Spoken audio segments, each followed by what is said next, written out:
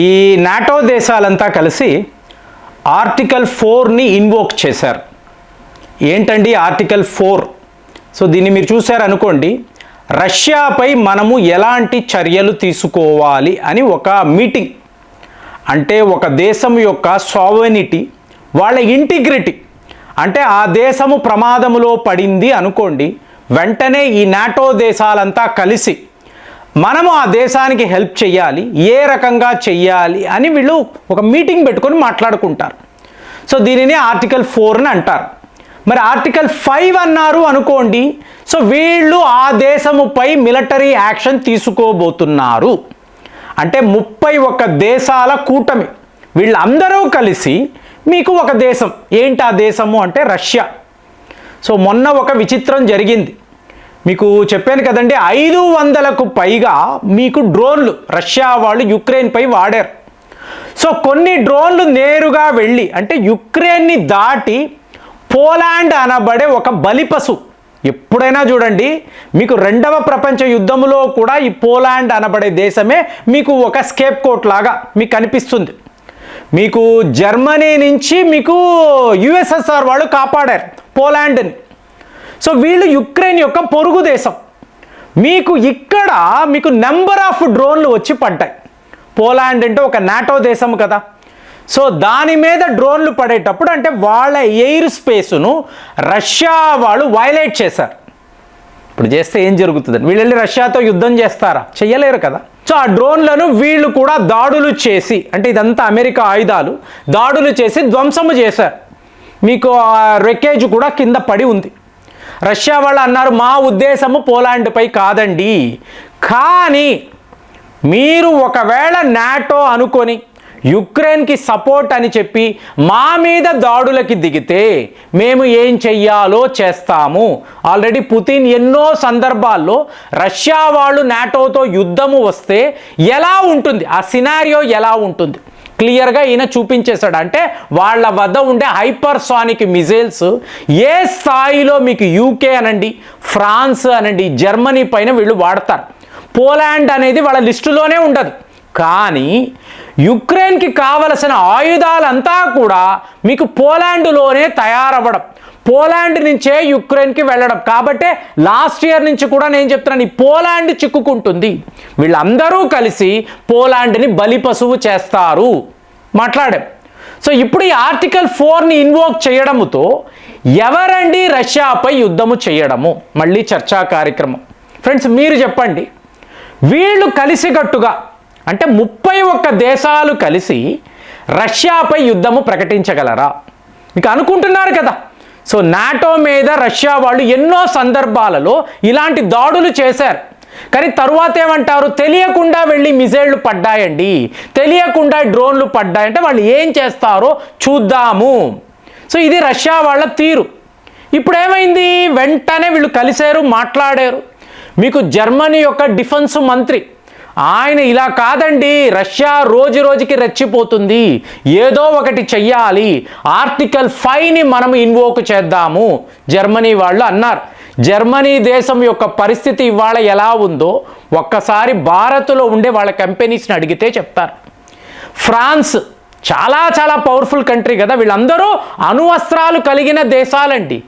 ఫ్రాన్సులో ఇవాళ ప్రజలు రోడ్ల మీదకి వచ్చి మీకు ఏ వాహనాలు కనిపించినా, అంటే ప్రభుత్వ వాహనాలు, అలాగే మీకు బ్యూరోక్రాట్స్ వాడుతున్న మీకు ఈ వ్యాన్లు అనండి, కార్లు తగలబెట్టేస్తున్నారండి.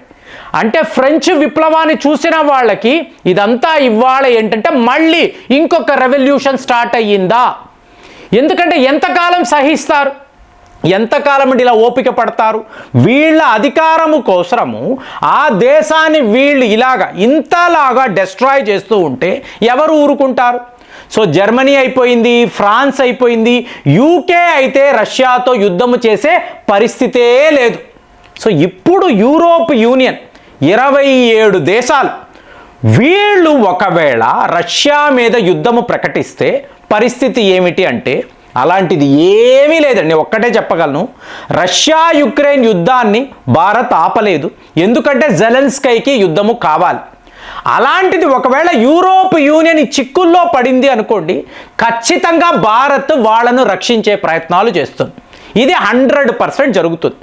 ఎందుకు ఇలా చెప్తున్నాను అంటే యూరోప్ యూనియన్కి సంబంధించిన మంత్రి స్థాయి మీకు నాయకులు వీళ్ళందరూ ఇవాళ ఢిల్లీలో, ఇవాళ ఈ వీడియో మాట్లాడుతున్న టైంలో వీళ్ళు ఢిల్లీలో ఉన్నారు. ఏంటండి వీళ్ళ ప్లాన్? సో ఇప్పుడు వీళ్ళందరూ మళ్ళీ డొనాల్డ్ ట్రంప్ దగ్గరికి వెళ్ళారు. ఇదేదో ఒక కామెడీ సినిమా లాగా, అతను ఒక జోకర్ లాగా నాకైతే కనిపిస్తున్నాడు. సో అతని ప్లానే వేరే ఉందండి. ఈ ప్రపంచము, ఈ దేశాలు, మిత్రులు, శత్రువులు, నథింగ్, టోటల్గా వేరేలా ఆలోచిస్తున్నాడు. అతని దగ్గరికి వెళ్ళి నువ్వు నాటో దేశం కదా, మరి రష్యా వాళ్ళు ఇన్నిన్ని ఆయుధాలు, అస్త్రాలు మన నాటో దేశాల మీద వేస్తున్నారు, బాంబులు కురిపిస్తున్నారు, మనము తిరగబడాలి కదా అంటే డొనాల్డ్ ట్రంప్ ఏం చెప్తాడండి? మీరు తిరగబడండి రా, మీరు ఏమైపోతారో మీ ఇష్టం, మీరు ఎక్కడైనా వెళ్ళి దూకండి, గోదావరిలో దూకండి, గంగా నదిలో వెళ్ళి పడండి, నాకు అనవసరం, నాకు నా పని ఉంది. ఇప్పుడు జో బైడెన్ అంటే హంటర్ బైడెన్ కోసము యుక్రెయిన్ అన్నారండి. ఇదే రష్యా యుక్రెయిన్ యుద్ధం, హంటర్ బైడెన్ యొక్క పెట్టుబడులు యుక్రెయిన్లో ఉండడం. ఇప్పుడు డొనాల్డ్ ట్రంప్ తన పుత్రరత్నాల కోసము ఇప్పుడు మళ్ళీ ఏంటి క్రిప్టో కరెన్సీ అంటున్నాడు.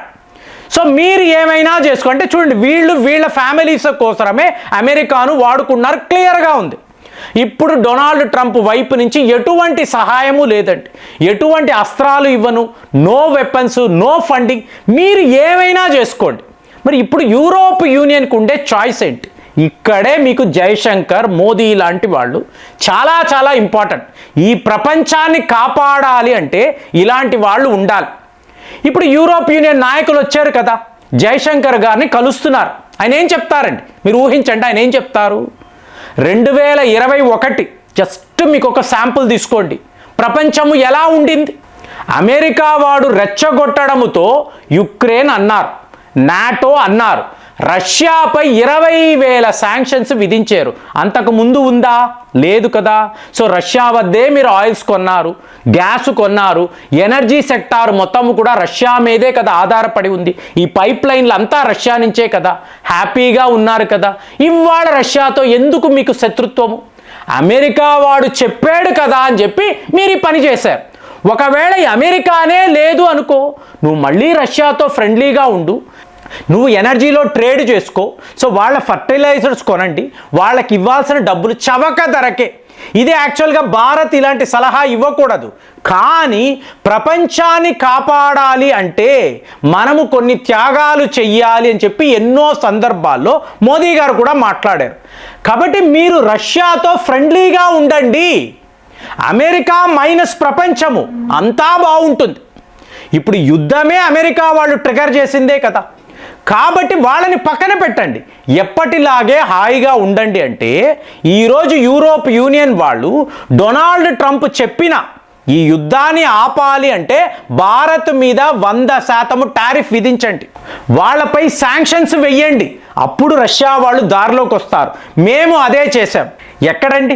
భారత్ రష్యా వద్ద ఆయిల్స్ కొంటూనే ఉంది కదా, వాళ్ళు ఆపలేదు కదా. అంటే వాళ్ళు ఆపరండి, కానీ మేము నిర్ణయం తీసుకున్నాం. ఇలాగే ఇతని మాటలంతా అడ్డదిడ్డంగా ఉంటాయి.